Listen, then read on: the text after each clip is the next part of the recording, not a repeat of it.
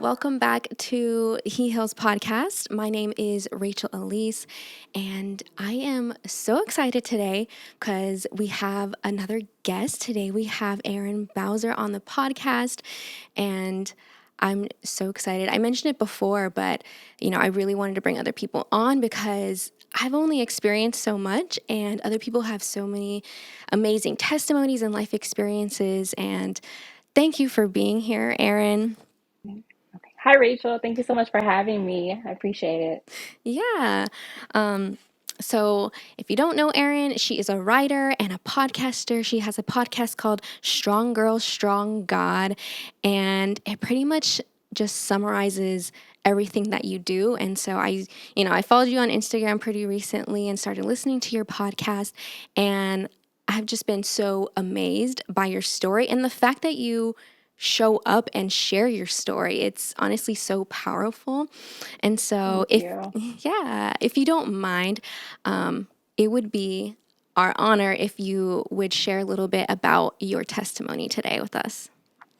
Yeah, for sure. Thank you so much again for having me on the podcast. I was just really excited when you reached out. About my story, the podcast was previously Discovering Strength, and that started with just sharing my testimony about dealing with domestic abuse in my previous marriage. And I just really wanted to open up and provide a platform for people who may have experienced something similar to just have that Me Too moment of like, yeah, this happened to me and I'm not alone. And look at where she is now and look at her healing process. And, she's alive and she's not just surviving, but she's thriving Mm-hmm. after experiencing this. And just to get briefly into what that looked like for me in the past, I married really young at 19, not long after graduating. Ended up marrying someone that I knew in high school. And I think he was 21 at the time. So we were both really young, naive, ignorant. We thought we knew everything. And at the time, I just did not have a great relationship with my mom. And so I just really wanted to get out the house. And so we're dating, and it's like, hey, let's move in and let's start a life together kind of thing.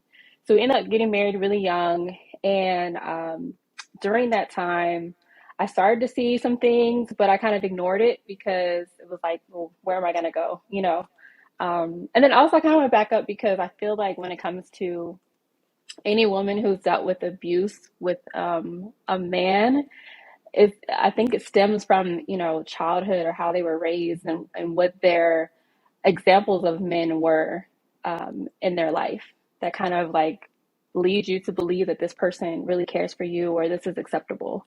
And so for me, I didn't grow up with my biological father. I did not have a great relationship with my stepfather.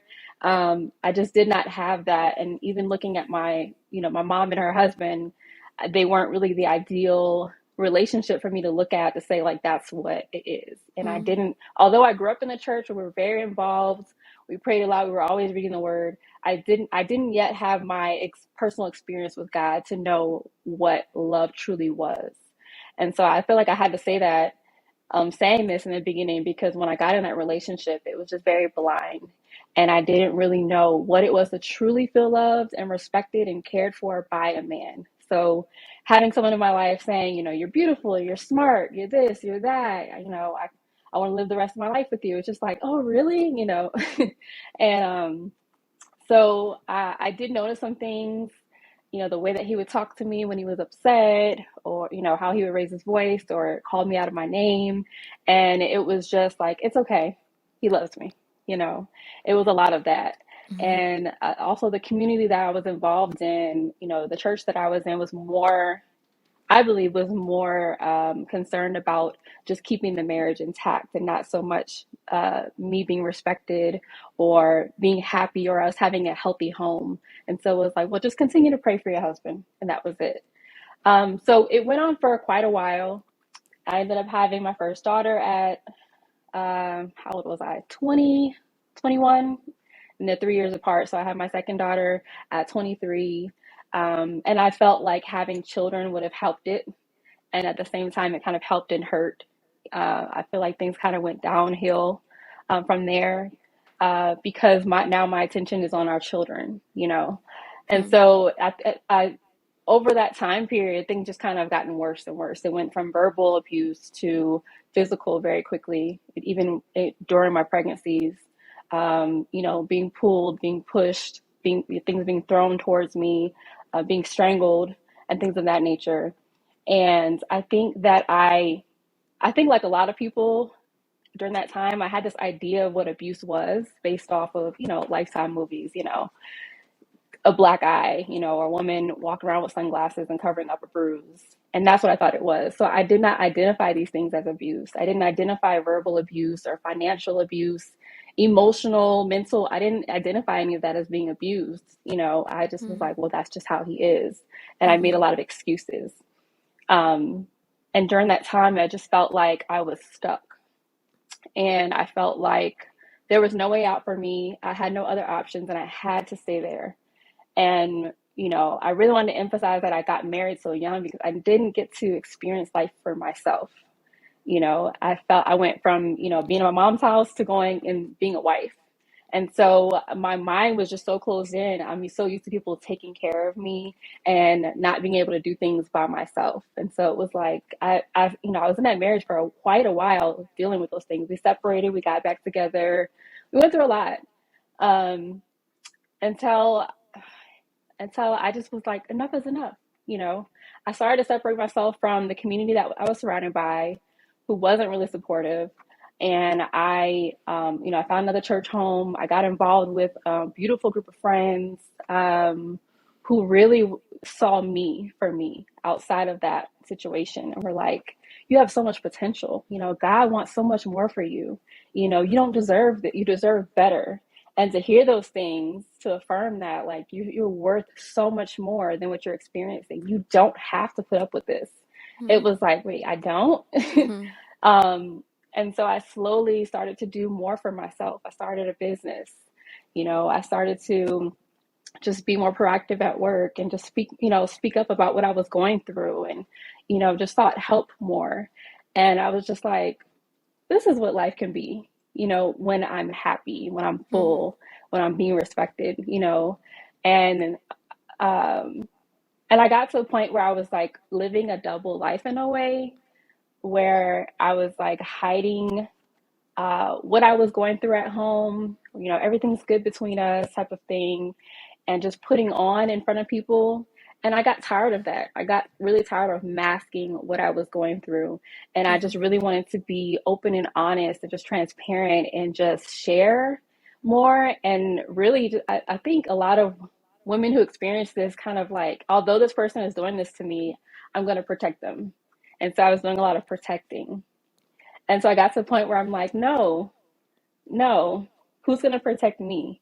And so it was just really just a mind shift that over, a span of a couple of years, where I was just like, I'm done. It was over a decade of being married to this person and being stuck.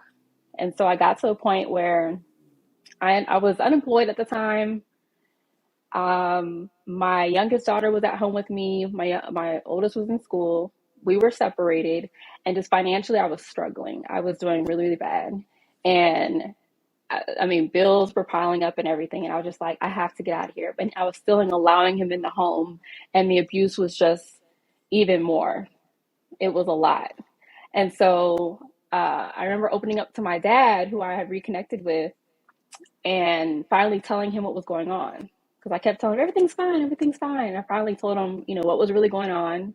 And and it's funny, at the time I lived in Louisiana. I didn't mention that. And so my dad lived here in California. And so he was like, without any hesitation, come on, I have a room here. And I was just like that, and it was like, okay, but I have to do this. I kept thinking about all the things that I have to do to prepare to leave. And I kept like fighting with myself, like, I can't leave. I have to do these things, or these people are here. And really, I didn't have anyone there. I didn't really have a great support system. I didn't have a job there. Obviously there was a lot going on within the household. My kids were not seeing their parents, being respectful of one another. They were not living in a healthy household. There were so many reasons why I should leave. And out of fear, thinking that I should stay because it was where I was comfortable Mhm. and it's all that I knew. Yeah. And so in that moment, I talked about that on my podcast too, about how that was like my God experience of really trusting in God, this God that I grew up with, that I kind of, drifted off from for a moment in this relationship, well, in this marriage rather. And he showed up in that moment, like, hey, I prepared a place for you. All you have to do is have faith in me that everything will work out. Like I have no clue where I'm going, what job I might end up at, or what schools the kids are going to. I have no clue what it looks like on the other side. But I just have to have faith that everything will be provided for, everything will be just fine. And so I packed up what I could. I literally packed up a couple of suitcases, um, and left everything behind, and we flew over to California and started our life over. And it was the scariest thing that I've probably done, Yeah. but it's the best thing that I've done as well, not only for myself but for my children. And we just started a life over and just left all that behind. And I became Erin.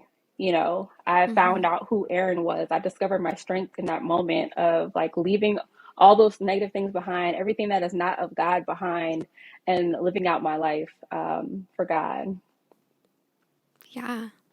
Thank you so much, Erin, for sharing your story. I know personally, like, that's just a really vulnerable thing to do. Um, and I honestly resonated with your story. And, not that I've been in an abusive relationship, but I've definitely been in a toxic relationship.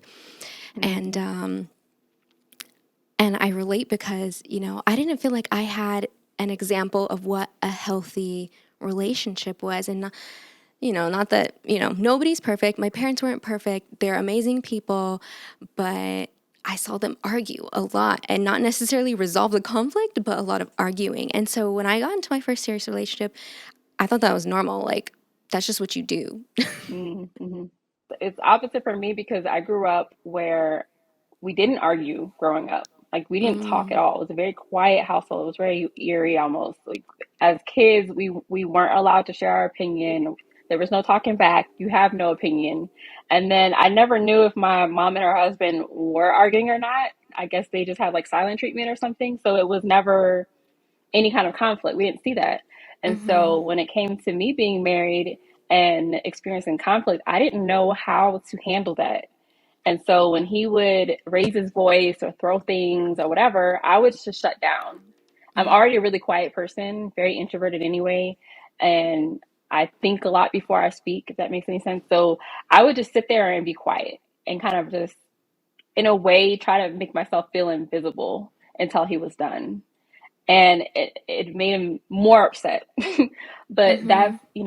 so I didn't know how to deal with conflict at all. And that was something that I definitely had to learn, especially now being married again, was like how to deal with, we don't argue at all, but as far as disagreements, like how do you get your point across without being disrespectful and things like that. So yeah, it's definitely a learning experience from childhood for sure. Yeah. And, we're probably not the only ones that didn't have what a healthy marriage model to them. But I think about that as Christians, we actually have that in Jesus because, marriage is a gift from God. And really, it's just a Hmm. representation of Jesus, who's the groom, and the church, who's Hmm. his bride, right? And Right, right. so, you know, there wasn't there wasn't abuse in that relationship, at least from Jesus to his bride. But we see that Jesus literally laid his life down and died for his bride, his church. And that's the kind of Yeah. love that is modeled for us. And so I just think it's a very beautiful picture. And man, I'm just so in awe of you, the fact that you know, you started to tell people about, like, hey, like, this is what's happening in my marriage, because I've been there where it's like in my relationship, it was so like special to me and I love this person. And I didn't want anyone to know that we had problems. Like we had this image, you know, Mm-hmm. and I didn't want people to know that Right. like I was really, really hurting. And so I know how much like courage that takes. And I just Yeah. commend you for doing that. Thank But I you. feel, yeah. And I feel like you touched on it a little bit, but I kind of want to dive a little bit deeper into what your healing process looked like because, you know, you weren't just, didn't have to end and leave a relationship. You had to end and leave a marriage. And I can't imagine like what that felt like. And I'm sure you had to do a lot of healing. And, you know, I follow you on Mm-hmm. Instagram and so I know that you're, you know, you have been remarried since then. And so will you just like break down to us a little bit of what your healing process has looked like? Yeah, for sure. It was a very long process, and I always say that you never stop healing. It's Mm-hmm. something that's continuous. And what we experience, I mean, we may not go through the exact same experiences, but there are things that happen in our lives that will repeat themselves. And we still have to like heal. Like we think we're done, and then we come across situations where it's like, oh, I still need to work on that, you know? So when I ended up moving out here, you know, it was just me, my dad, my kids, and his wife. And, you know, just starting over, like, okay, now I have to find community. Now I have to find Mm-hmm. that support. I needed support, you know. And so I actually did find a church, which was relevant. And I found community there. After going through a couple of churches, actually, you know, it was like this, you know, I felt like I joke around and say it was like, what is that, Goldilocks and Three Bears when it came to finding a church. But I found a church home and I eventually found a therapist who um, had a faith based practice, was a woman, and was a Black woman. I still go to her every now and then, but it was very important for me to go to therapy. And I know, especially in like, you know, the Christian community, it can be kind of taboo for some people. Like, you know, well, you have Jesus, just pray about it. But you know, not only going to church and having that community and praying and have that personal relationship with Christ for myself, but I also needed someone to help like guide me through this all and give me the tools that I needed and help me to talk through this stuff because I Mm-hmm. became that one friend that was always talking about my problems. And it can be draining on people in your life, you know, your friends, your family members, or whomever. It's like, oh, here she goes again, you know, giving me the update. And Mm-hmm. so I really felt like it was important to have that one person that was a neutral party, you know, who it was, you know, whatever you told them was in confidence. And she really gave me tools to just get through things like, okay, I noticed that you're always talking about this. Let's focus on this area. Okay, here's some homework to work on. Let's work on boundaries. Let's work on this. Like, do you know that you're free? Do you know that you're no longer there anymore? He can't do anything over the phone. He can't, you know, so really just giving me those tools that I needed to just live my life. And it Yeah. took a lot to separate myself. Although I was divorced at that, you know, at that point and move forward, it was still like because I had spent so much time in that marriage and that relationship, hearing those words, you know, you'll never get married again. No one wants you, and no one will want you because you have kids, and you're this and you're that. You know, there's so much negativity that was placed inside of me. It took a lot of work to release that and to let go of all those things, to let go of the things that are not of God, and to really understand, you know, who God created me to be and that I am worthy. And so, you know, I journaled a lot. I wrote a lot about how I felt. I wrote a lot about, which I guess that's where my love for writing comes in as well. You know, I wrote about what I experienced. I started working on a book. Eventually, I'll finish it. But, you know, just writing it out. And a lot of this is like just releasing. That was part of my healing, is releasing. You know, all these things are built up inside. All these negative words were said to me, and I took all this in and I was holding on to it. And so part of that healing process was releasing it all, releasing it in therapy, releasing it by sharing my testimony with people. Not everybody, you know, not shouting to the mountaintops, you know, but if someone asked, or, you know, if someone wanted me to speak on a platform, or maybe I came across someone in church who maybe experienced something, just to have a conversation for that Me Too moment that I brought up earlier. Um, Yeah. just letting go, releasing it by writing it down, releasing it by praying about it, talking to God about it. Hey, God, I'm still dealing with this right now. Can you help me? You know, guide me. Just really just letting it go was so important. And part of that healing definitely was creating boundaries as well. Um, Not allowing this person access. I think, when you're dealing with a toxic person and you're constantly allowing them in your life and allowing them as much access as they possibly can have, you're never really going to fully heal. You got to put up those fences and those boundaries and say, okay, well, I know we have children together, but hey, let's keep the phone calls from 8 to 9. Hey, I got them as their own cell phone, so you're not calling my phone, because even his name popping up on my phone would trigger me at one point, or, actually at this point now it's just strictly emails, or you can't just pop up whenever you want and get, do this, because he ended up actually moving to California not that long after I did. So it was a lot of just setting boundaries for myself so that I'm comfortable and I'm at peace. And really letting him know that you have no power over me. Yeah. I'm my own person. I'm a whole person, and I don't need you. And I never did, So it took a lot, but through those things, like I said, through church, through therapy, of course, through my relationship with Christ, writing things down, sharing my testimony, and having friends. Like, I still have a couple of friends in New Orleans that were supportive of this process of me leaving. I talk to them all the time, and having those friends, um, it was so important to me. Just having that support system, and not only just having those friends, but the type of friends that have a relationship with God as well. Who pray for me and with me and support me in that Mm-hmm. way. Who, we share scripture together. We share our testimonies about things, even if it's just regular stuff, work, motherhood, whatever. But just to have that community is so important, because you can't do healing alone. I know some people try to, but that's how we fall Mm. back into those dark spaces when we're trying to do things alone. Um, Even when you're living your life in sin and the mess that we're in, and we're trying to, hide it, just like we were talking about hiding what's going on in our relationship. We're trying to hide it, and we're trying to do things on our own, whether it's without our friends or family members, or especially if we're trying to do things without God.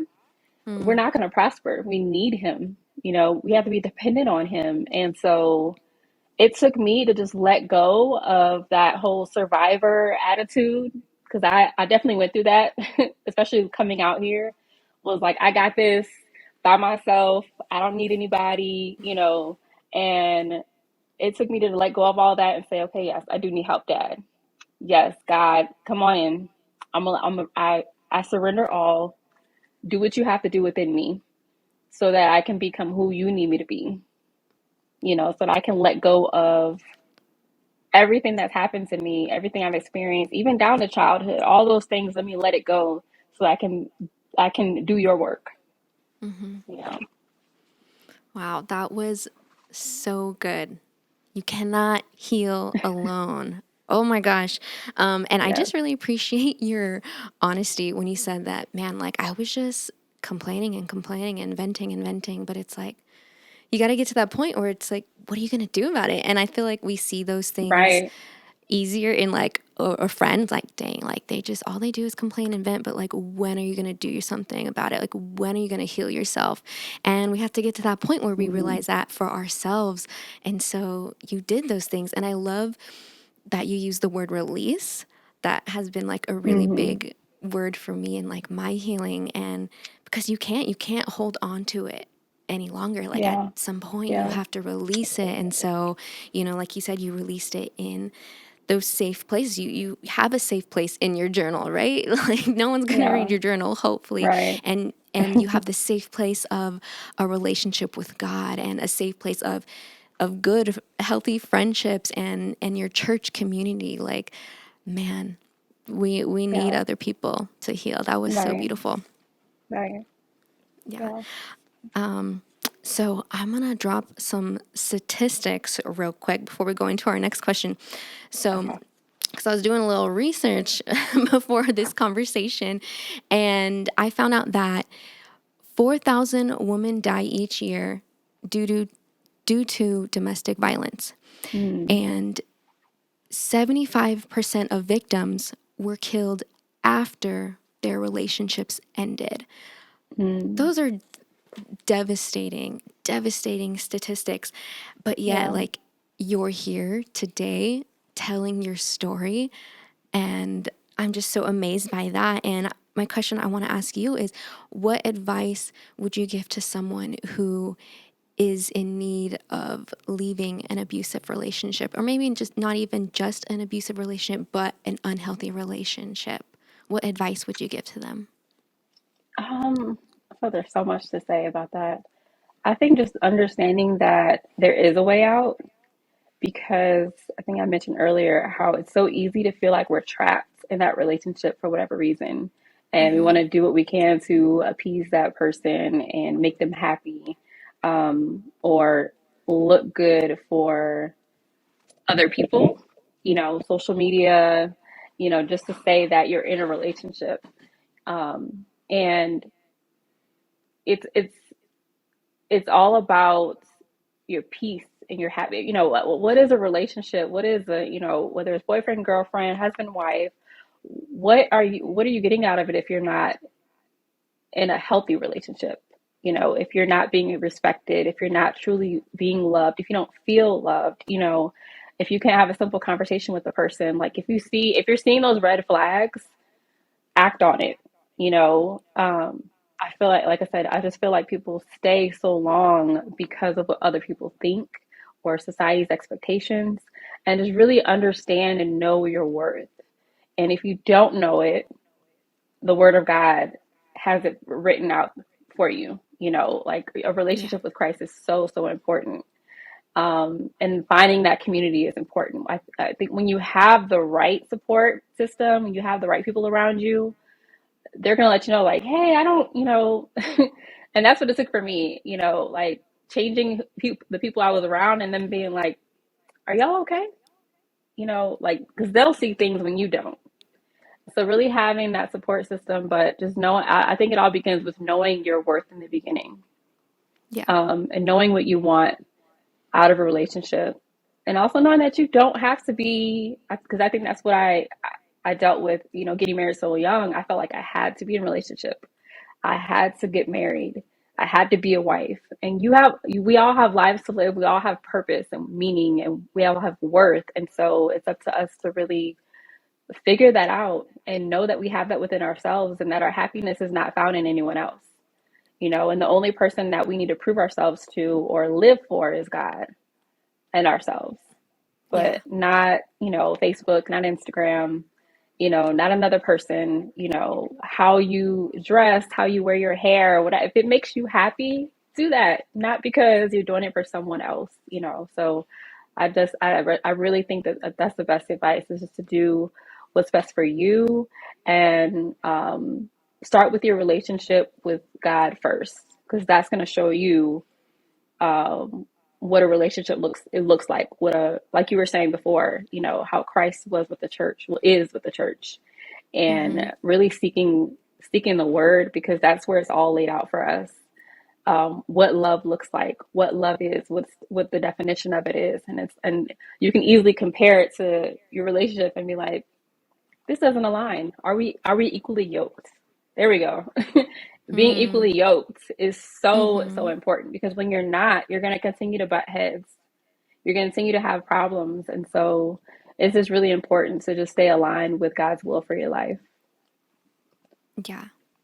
Oh, that was so good, Erin. Knowing your worth, that is key to everything. And how do we Hmm. know our worth? We find our worth by, you know I always talk about, like, our identity. We find that from our creator.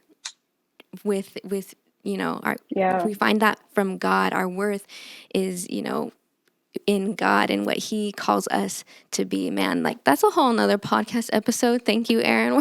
We're we're about to record a whole other There you episode go. just on that alone, man.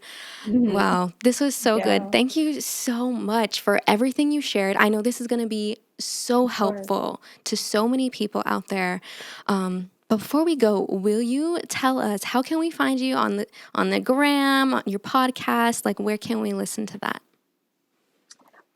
Okay, so the podcast is I was gonna say the old name, Strong Girl, Strong God, and I'm streaming on all platforms. So wherever you listen, whether you have iPhone user or Android, and you can also follow the podcast page on Instagram and Facebook at Strong Girl, Strong God Podcast. And my personal Instagram is I am Erin Elizabeth, and I'm on there here and there. Website is www.iamarynelizabeth.com. So, yeah, I love to connect with you all, and I really appreciate you taking the time out to let me share my story. And I enjoyed this. I did. So, Yeah, it was good. All right, if any of this resonated with you, go follow Erin on Instagram, go subscribe to the podcast. You're going to get so much more and encouragement there. And so, yeah, thank you so much, Erin. All righty, you take care, okay? thank you. Bye bye.